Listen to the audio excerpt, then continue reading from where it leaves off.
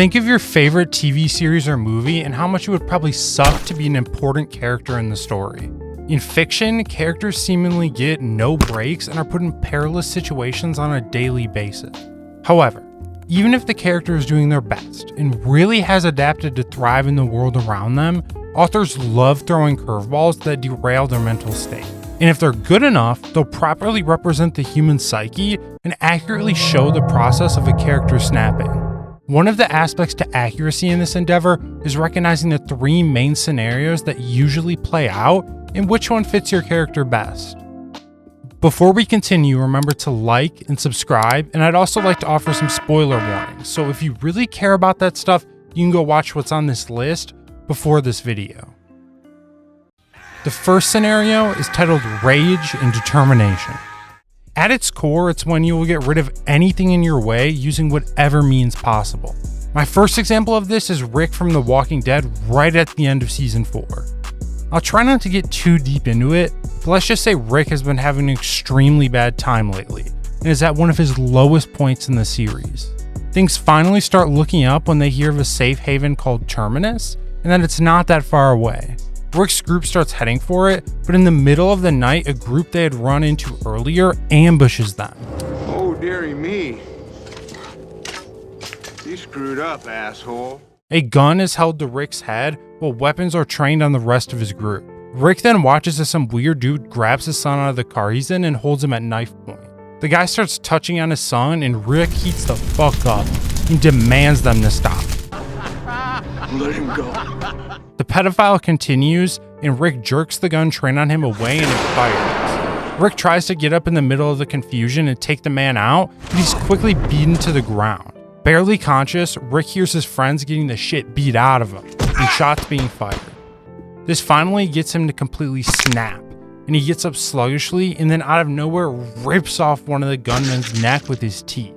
Using this as an opportunity, the rest of his group attacks, and every gunman is killed. The only man left standing is the one holding Rick's son hostage, but Rick does not buy into his bluffs and walks up to him and just stabs him in the neck. Rick completely cracked and let his rage out, which is something you never should have to experience. But in the end, it is what saved his son. He was determined to do anything, even if that meant doing something as savage as biting someone's neck off. Determination really is a superpower, and you can see this clear as day with Joel in the final episode of The Last of Us Season 1. Waking up in a facility after being gassed from a grenade, Joel wakes up face to face with the head of the Fireflies, finishing his mission and bringing Ellie to them to potentially find a cure. However, Joel quickly realizes in order for an attempt at the cure, the Fireflies are going to perform lethal brain surgery.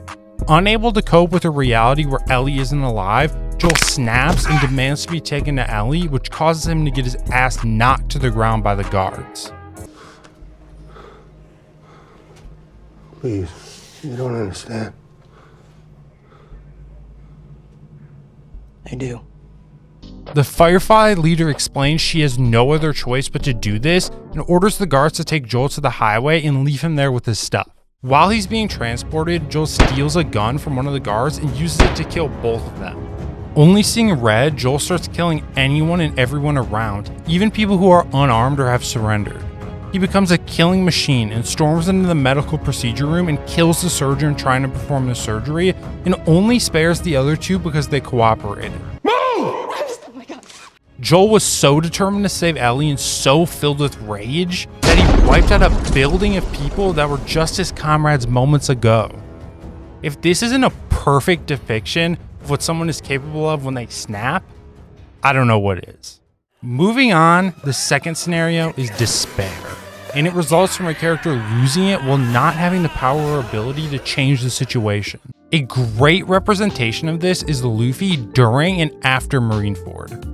After freeing his brother Ace from captivity, Luffy's side had accomplished their objective and were planning to retreat. Things were going well until Ace fell for a taunt by the enemy and engaged him in battle. Being extremely outclassed, Ace ended up being sent to the ground in pain, and Luffy, frustrated, tried to help him, but was too injured to do so. On the ground, Luffy is vulnerable, and the enemy takes this opportunity to try to take him out. Seeing that Luffy is about to die, Ace flings himself directly in front of the attack, and dies right in front of his brother in order to save him. This causes Luffy to snap, and he screams in pain and despairs over the fact that he cannot do anything at all.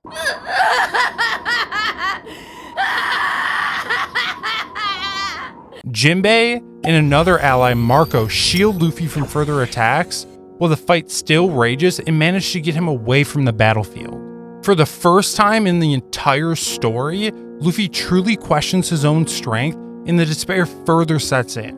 Jinbei tries to help him out of the pit he's in, but Luffy responds with anger and lashes out at Jinbei, who in turn responds by throwing Luffy to the ground. Jinbei then manhandles Luffy and tells him the brutal truth about how he must bottle up his feelings now in order to get stronger so he can protect the friends he still has. Despite taking a major loss, Luffy shows us that if we still have something worth fighting for, we should move on to fight another day, no matter what. Next, in order to capture a large land battleship, the Gurren Lagann squad mounts a surprise attack to catch their enemies off guard. Kamina, the leader of the squad, must go head-to-head with an elite soldier named Viral for the mission to be a success. His little brother Simon also has an important role in the mission and must take control of the enemy battleship with his Gurren. Because of his emotional state, however, Simon struggles to do this and allows the enemy to launch a counterattack, with the head of the battleship coming out to fight.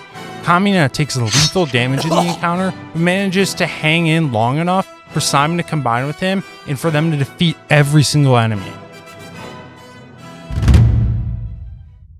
They succeed in winning the battle, but at what cost? For Simon, he has lost the most important thing in his entire life. Snapping under the stress and having disbelief of what's happened, Simon blames himself for Kamina's death and believes he needs to right his wrongs. He recklessly goes out to attack the enemy with no regard for himself or anyone participating with him. Eventually, all this recklessness gets him severely damaged, and he falls down a ravine and stumbles onto a beautiful girl named Nia.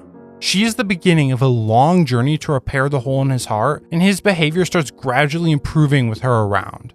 Simon shows us that the journey out of despair is not quick and easy, and oftentimes outside help is needed to fully heal.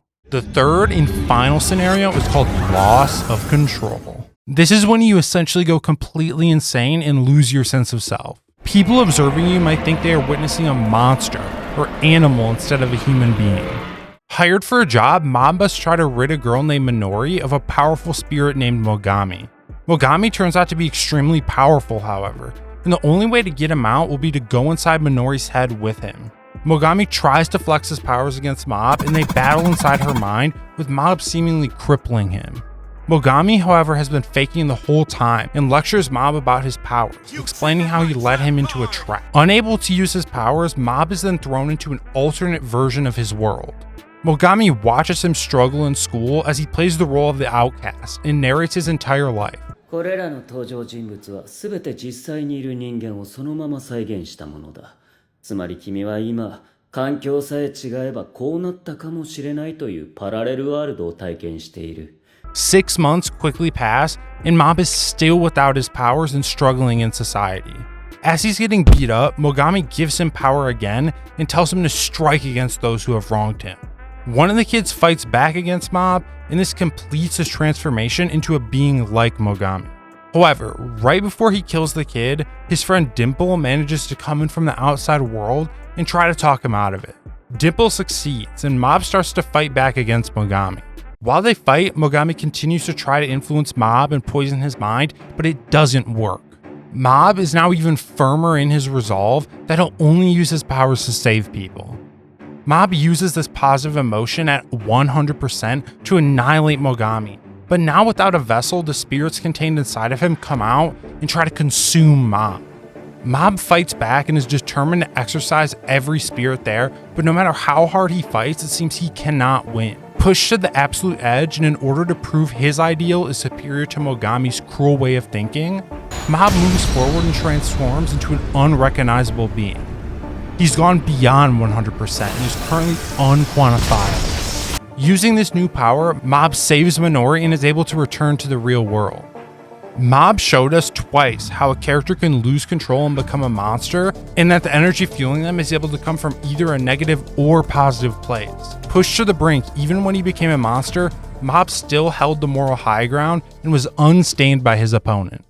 With his friend and love interest Orihime in danger, Ichigo must fight and win against a much stronger opponent in order to guarantee her safety. His opponent Ukiura goes into his final form, amping up his power even more to finish off Ichigo. Ichigo is barely standing from their previous engagements and takes on even more damage when his head gets slammed into a wall.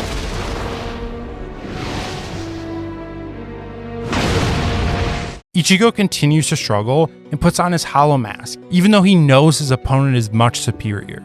Ukiura bangs up Ichigo a bit more before piercing his heart with a finishing blow. Ukiura then goes to finish off Ichigo's allies, and even though he's down, Ichigo hears them shout for help, and something snaps inside of him. He wills himself to get up and returns in a new form, known as Vasto Lorde. Having lost his humanity, he's an animal that strives for exactly one goal, and that is to defeat Ukiura. His opponent tries to communicate with him, but he's unable to communicate back, and Ichigo even hurts Orihime while gearing up to fight Ukiura. He only sees the opponent in front of him and nothing else. Ukiura charges up and fires a beam, with Ichigo countering and completely overwhelming him. The fight continues, with Ichigo absolutely dominating his opponent, and his friends wondering if this is even him. Ukiura tries to up the ante by using his most powerful technique, but this does nothing to tip the balance of the fight, and he's soon on the ground. Ichigo does not even hesitate for 1 second and fires a beam to kill Ukiura and finish the fight. This situation truly represents a complete loss of control. Ichigo becomes a complete monster and lacks the awareness to even care about his friends. But this is sometimes what needs to happen to win. Each example I've shared in this video has a lesson within it that all authors should recognize. Rick and Joel show that determination can be unbeatable, and sometimes your characters do morally questionable things or act in savage ways to achieve their goals. Luffy and Simon show us that sometimes a character just isn't strong enough, and that's okay. They'll get their time, and eventually they will realize that to protect what they have left and to make death meaningful, they need to push forward. Lastly, Mob and Ichigo show us that sometimes when we're down our worst, our demons come out, both literally and figuratively. Some people believe that when you snap and give in to your emotions, you're in your truest form, and I can't really argue with them. Next time you read or write a story, do me a favor and see what category your character's reaction would fit into, and how they should mentally progress through adversity. Thank you for watching this video, and I would appreciate it if you could comment down below your thoughts. Bye!